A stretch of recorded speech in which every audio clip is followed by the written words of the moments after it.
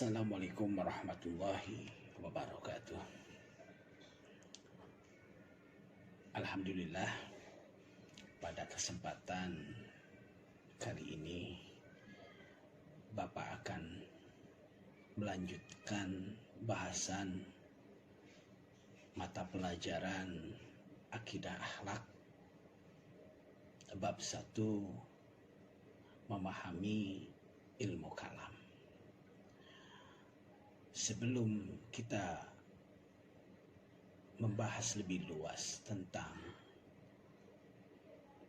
ilmu kalam, tentunya kita akan membahas pengertian ilmu kalam itu sendiri, baik secara pengertian etimologi maupun pengertian terminologi. Pengertian ilmu kalam secara etimologi atau secara kata, kalam berarti pembicaraan. Dalam pengertian pembicaraan yang bernalar dan menggunakan logika, maka ciri utama ilmu kalam adalah rasionalitas dan logis, sehingga ia erat dengan ilmu mantik atau logika. Istilah lain dari ilmu kalam adalah teologi Islam yang diambil dari bahasa Inggris teologi.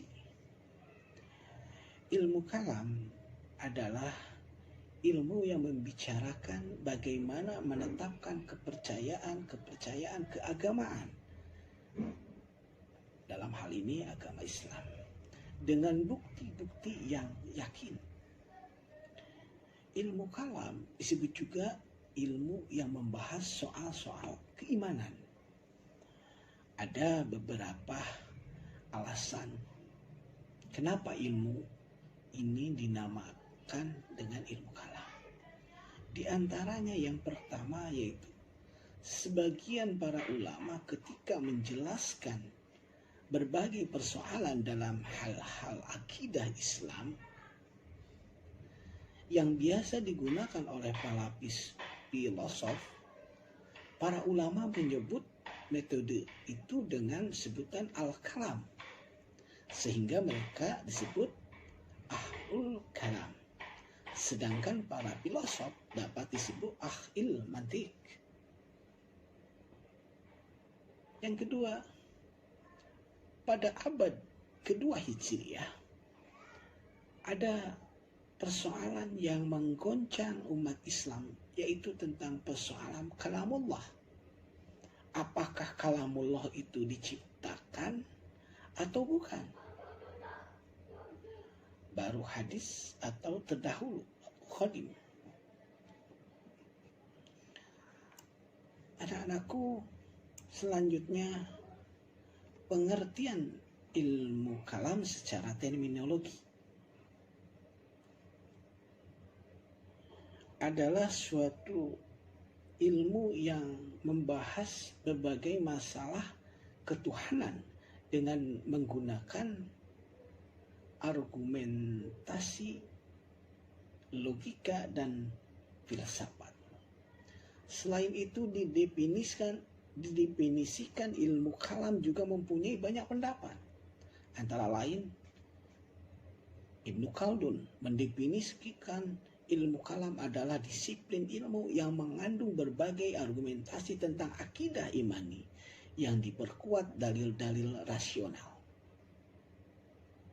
Selanjutnya, Mustafa Abdul Razak berpendapat bahwa ilmu ini atau ilmu kalam ini bersandar kepada argumentasi rasional yang berkaitan dengan akidah imaniyah atau sebuah kajian tentang akidah Islamiyah yang bersandar kepada nalar. Sedangkan Imam Abu Hanifah menyebutkan nama ilmu kalam ini dengan fikih al-akbar.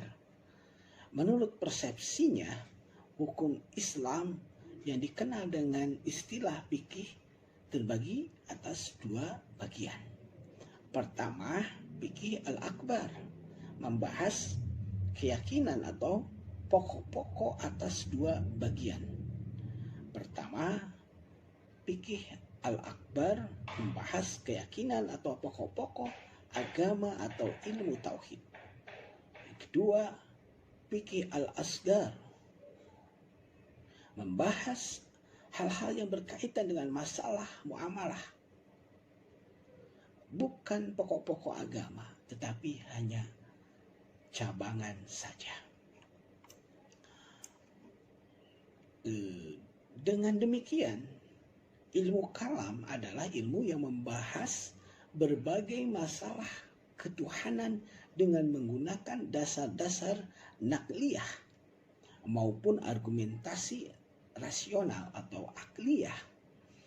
Argumentasi nakliyah berupa dalil-dalil Al-Quran dan hadis, sedangkan argumen rasional yang dimaksud adalah landasan-landasan pemahaman yang menggunakan metode berpikir filosofis atau ilmu yang membicarakan tentang wujud Tuhan, Allah Subhanahu wa Ta'ala, sifat-sifat yang mungkin ada padanya, dan membicarakan tentang rasul-rasul Tuhan untuk menetapkan kerasulannya dan mengetahui sifat-sifat yang mesti ada padanya, sifat-sifat yang tidak mungkin ada padanya, dan sifat-sifat yang mungkin terdapat padanya. Berdasarkan pembahasan ilmu kalam, dasar pertama yaitu Al-Quran. Surat Al-Ikhlas ayat 1 sampai ayat 4, atau keseluruhan surat ini membahas tentang identitas Allah. Allah berfirman, Qul huwallahu ahad, katakan dialah Allah yang Maha Esa. Allahus samad, Allah adalah Tuhan yang bergantung kepadanya segala sesuatu. Lam yalid walam yulad, dia tidak beranak dan tidak diperanak. Walam yakullahu kufuwan ahad, dan tidak ada seorang pun yang setara dengannya. Demikianlah anakku sekalian, bahasan tentang memahami ilmu kalam. Mudah-mudahan kita bisa bertemu dalam bahasan mata pelajaran akidah akhlak minggu depan. Terima kasih atas segala perhatiannya. Mohon maaf atas segala kekurangannya. Wassalamualaikum warahmatullahi wabarakatuh.